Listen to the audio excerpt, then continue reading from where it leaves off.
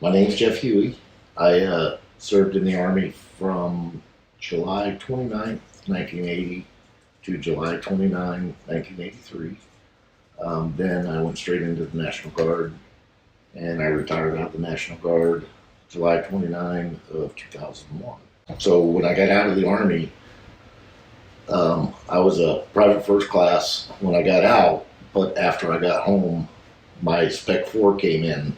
So before I ATS'd, my Spec 4 was already there. I just hadn't been awarded it, so I was actually in 4 when I went into the National Guard.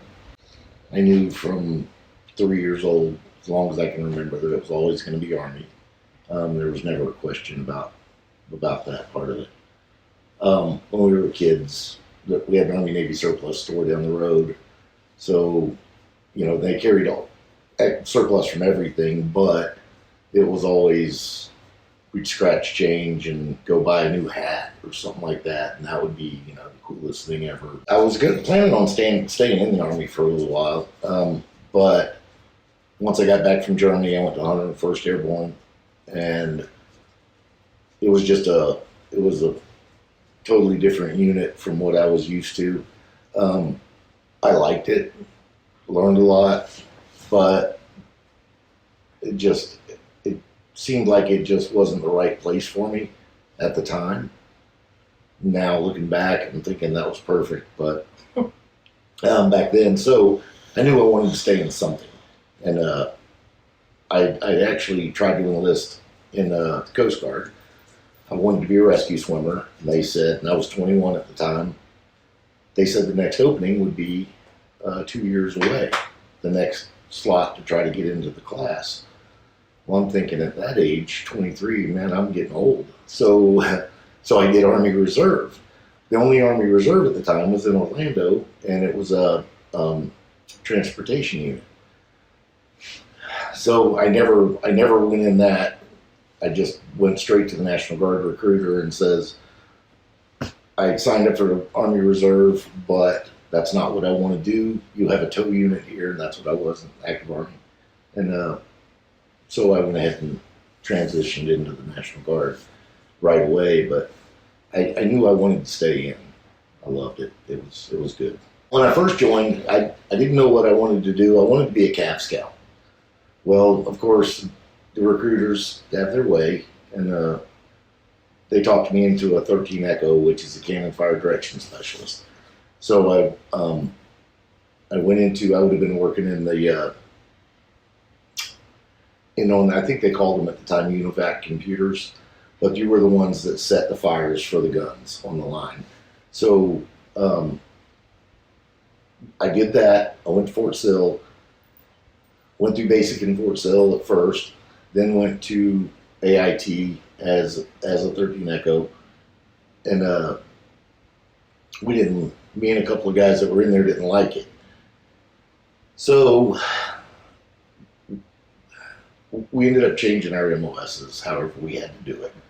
And I wanted to be a Cav Scout still, and they told me that you can't be a Cav Scout unless you have 1 year in the infantry. Well, I didn't know. And nobody's going to tell you the truth. So at the time, I ended up going infantry, which I qualified a little bit higher. So I got 11 Hotel, which is anti-tank on a tow missile. So I ended up doing that, and that's why I stayed that the whole time. It was great. Bamberg, Germany was my first.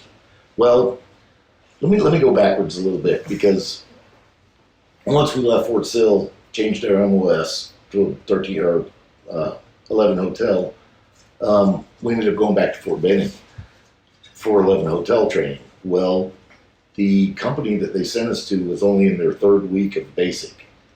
So we ended up, me and 2 other guys got put in the same company, and we ended up going through basic pretty much all over again in Fort Benning and in Hominy Church. And people know what Hominy Church in Sand Hill is. Hominy Church was the old barracks. So I think we got some perks because we'd already done a lot of the stuff. So we kind of got a few perks out of that. you'd get barracks card or something while they went to the hand grenade range or something like that, because we were already qualified and had just recently qualified. So, so that wasn't horrible. We went through all of the training except for some of the qualifications and stuff we got left out of. But so we were in Fort Benning, and then when the other guys went to the infantry training in AIT, they went straight to 11 Bravo training. We went to 11 Hotel training. So, but first duty station was Bamberg, Germany, and 152, 1st to 52nd. It's Old Ironsides. And I think now Old Ironsides is in Fort Hood. We've moved it into Fort Hood, Texas. So that was my first duty station. I did 18 months in Germany. Then came home on leave, then went to Fort Campbell, Kentucky. Germany was a lot of work because we were in tracks. And so there was a lot of work involved in that, a lot of motor pool time, a lot of maintenance, a lot of equipment that you wouldn't normally carry. But driving the mountains, being in the tracks, being able to drive on the Autobahn, and in the mountains, and it snowed, and I'm a Florida guy, so I'd never seen snow until we landed in Germany. I didn't know. So a lot of that was pretty cool. But Fort Campbell was more a lighter infantry type thing. We had Jeeps with the tow guns on them, plus your lieutenant's Jeep, your headquarters Jeep, whatever it was. Didn't have a tow gun on it. Plus we had Jeeps with cargo trailers to carry extra missiles. So that was fun, and we did same mission basically, just a different vehicle plus the helicopter air assault stuff. We got to sling load a lot. We got to fly a lot. Did a lot of helicopter rappelling. Did all that stuff. Not just, and this is beyond basic, so it's not you get to do it once or twice and go home. It was pretty constant. Plus, so both of those were good. A lot of my career was going to schools or just going to the field. When we got, we had the M113s, the tracks, when we first got to Germany. Then we ended up getting the ITVs, the improved tow vehicles, and those were the ones with the hydraulic gun system on top. Carried 2 missiles and the night sights and all, or the sights and that. Now they have the Bradley, which fires the tow missiles, and others now. But that's what we had over there. We'd gotten those new. We ended up painting them ourselves. The mechanics drew everything out. Of course, we got put on details to paint our own tracks. And the M1s Abrams had just came out also, and finally been fielded. So out in the field, we ran into them at Hohensfeld, Germany, one time at one of the ranges, and that was the first time we'd ever seen the M1s. So we used to run them up and down the mountains, and you can't outrun them. Not our tracks. Our tracks were dogs, but it was pretty cool watching those going through the forest and stuff. We went to JROTC with the National Guard. And JROTC is the Joint Readiness Training Center. At the time, that was in Fort Polk, Louisiana, which I believe it still is. But they, when you're there, it's a combat simulation area where once you enter into the area, it's simulated combat with villagers, OP4, your units operating within that area. It's pretty good training. But while we were there, it was hot. Fort Pope's always hot. It's miserable. But anyway, while we were there, I ended up getting poison sumac because it is everywhere.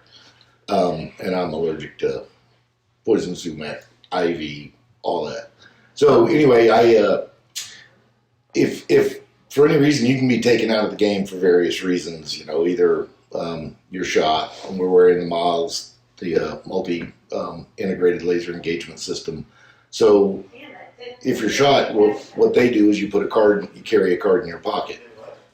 And once you're shot or your miles go off, you pull your card and it tells you what type of injury you have. So that's the injury that you're supposed to portray. And that could take you out of the game. Well, once you're taken out of the game, your unit has to re-request, a replacement and go through that process. And that's part of the admin process to replace guys back in the field. But also medical reasons, real life medical reasons can take you out. Well, I ended up with poison sumac. And I got it on the backs of my thighs. And the way you wear your web gear, the way we always wore our web gear, was unbuttoned at the waist and just hanging. So both your canteens kind of smack you in the bottom of the butt, and right in that area below your butt cheeks, depending on how you wore it. But I ended up with poison sumac on the backs of my thighs. And I didn't want to tell anybody because I didn't want to be taken out of the game. Well, after 2 or 3 days, it had gotten pretty bad. So once we indexed, on day 11, we indexed that afternoon. The next morning, we started into our recovery maintenance with the vehicles and weapons, all that stuff, all of our equipment. And while we were doing that in an assembly area, I decided I needed to go because it was to the point where now I've got open sores and just, it was bad. So I ended up in the hospital for 4 days. So the unit recovered. The next day was packing. And then the third day after that was shipping everybody back home. Well, the whole time I'm laying in the hospital with an antibiotics IV. And so the unit left, basically. Me and I think there were 3 or 4 other guys that were there also recovering from that. And we were leaving as we were getting better. The guys were leaving. So I ended up being like the last person in the hospital on an IV for 4 solid days, and then flew home by myself because I apparently was the only one out of that crew that didn't tell anybody in time. So anyway, I got left there and successfully completed JRTC, but with injuries, I guess, or health issues. I would never sway anybody away from the military. I think it's good. Find the job that you want. Don't just get talked into going into whatever. Find a job that you're interested in, even if you have to wait a little while. I think it's good for everybody. If you're not doing anything, you're 18. You're not planning on going to college. Even if you are planning on going to college, the Army has, or all of them, have great opportunities to get grants and have your education paid for. Those few years that you're going to be in your lifetime, in the whole scheme of things, really isn't that much time. It really isn't, and you get a lot out of it. So. Do you miss it? Yeah, I probably miss it way more than the fire department. Yeah. I guess public service was kind of my calling. It just turned out that way. As far as, patriotic, yes. I'm not boisterous about it. I don't push it on anybody else. I know what I did. I know how I feel. I'm glad I did it. I'm glad I stuck with it. Because once you get out of active, a lot of guys don't stick with it. The majority doesn't. But it's not a bad path. I look forward to drawing retirement from it, which is always great. If there's different reasons to stay in, there's different reasons to do things, but patriotic wise, I'm not